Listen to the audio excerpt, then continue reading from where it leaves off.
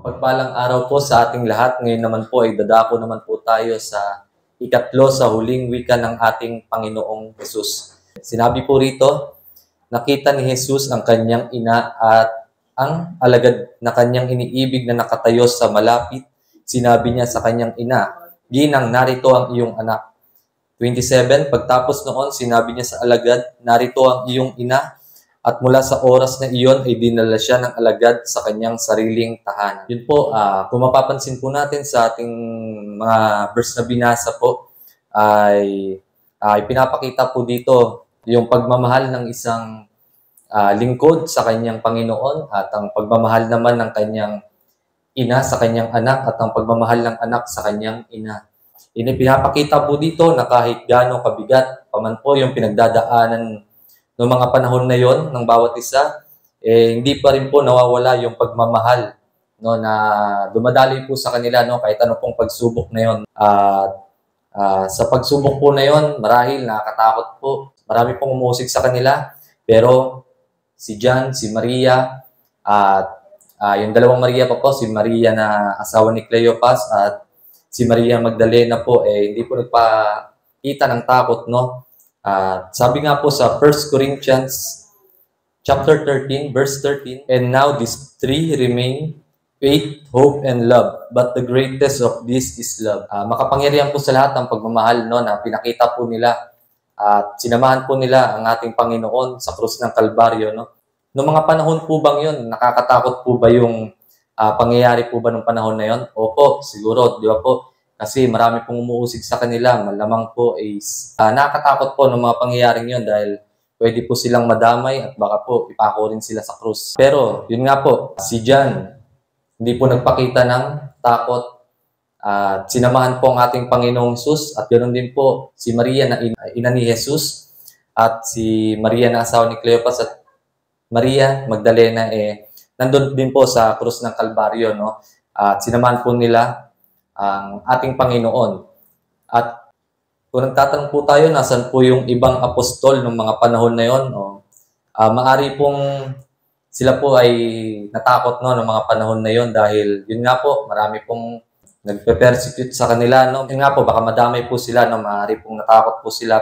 Pero ito pong mga kasama ni Jesus doon, no? Hindi po sila nagpakita ng takot. Bagkus, nagpakita po sila ng pagmamahal sa ating Panginoong Jesus. At ang ating Panginoong Jesus naman po ay kahit nakapako na siya sa krus, inalala pa rin po niya yung kanyang ina. Nagpakita po siya ng pagmamahal at pag-aalala sa kanyang ina dahil siguro po nag-aalala siya na mawalay na siya sa kanyang ina dahil akit na nga po siya sa langit at may iwan dito si Maria sa lupa. At yun nga po, pinagkatiwala po niya kay John, no, si Maria. Bakit po si John? Ang Panginoong Hesus po natin ang nakakaalam ng lahat at siguro po alam niya na si John ang makapagbigay ng tamang aruga, no, pag-aaruga sa kanyang ina. Kaya din po niya iniwan dito. Siguro po nag-aalala ang Panginoong Hesus sa kanyang ina noong mga panahon na yon. Kung tayo nga po na mga normal na tao lamang, kapag minsan na wawalay tayo sa ating mga magulang ng ilang araw, ilang linggo, ilang buwan, nag-aalala na po tayo. Paano pa po ang ating Panginoong Hesus na lubos-lubos ang pagmamahal, no, sa kanyang ina. Meron po akong 3 puntos na ginawa base po sa binasa po nating verse kaganina. Sa number 1 po, sabi po dito, huwag pabayaan ang ating mga magulang.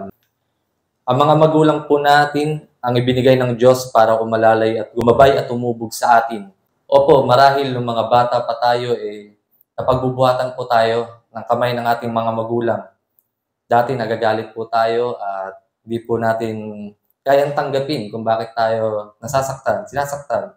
Pero habang tayo po ay nagkakaedad, doon po natin na-realize na tama po pala yung ginagawa nila para tayo po ay madisiplina. Ayaw po nila tayong lumaking maging pasaway o maging walang galang sa ating pagtanda, no? Kaya po nila ginagawa yung mga bagay na yun, pagdidisiplina. Kaya po sa mga kabataan, huwag po tayong magtatanim ng sama ng loob sa mga magulang natin. Kung minsan napagbubuhatan po tayo ng kamay. Ganon din po sa mga medyo may edad na. Huwag po natin pababayaan yung ating mga magulang. Sa pangalawa naman po, igalang ang magulang. Ang mga magulang nga po natin ang binigay sa atin ng ating Panginoon Diyos. Ang representative po nila para nga po tumingin sa atin dito sa lupa, umalalay po sa atin dito.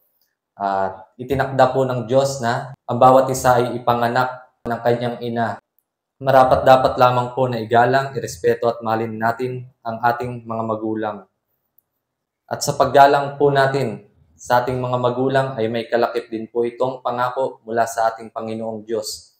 Sabi po sa Exodo chapter 20 verse 12, "Galang mo ang iyong ama't ina upang ang iyong araw ay tumagal sa ibabaw ng lupa na ibinigay sa iyo ng Panginoong Diyos." Maliwanag po ang pangako ng ating Panginoong Diyos kung tayo po ay gagalang sa ating mga magulang, hahaba po ang ating buhay.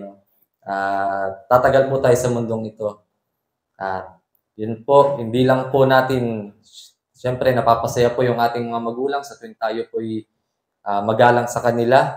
Ganon din po, na naluluwalhati din po natin ng Panginoong Diyos dahil utos po niya yun, na igalang po natin ang ating mga magulang. Ganon din po, nakikinabang din po tayo dahil magkakaroon po tayo ng mahabang buhay. Sa number 3 naman po, sabi po dito, makinig sa magulang. Ang pakikinig po ba sa magulang para lang sa mga bata o para sa lahat? Sa tingin ko po para po sa lahat.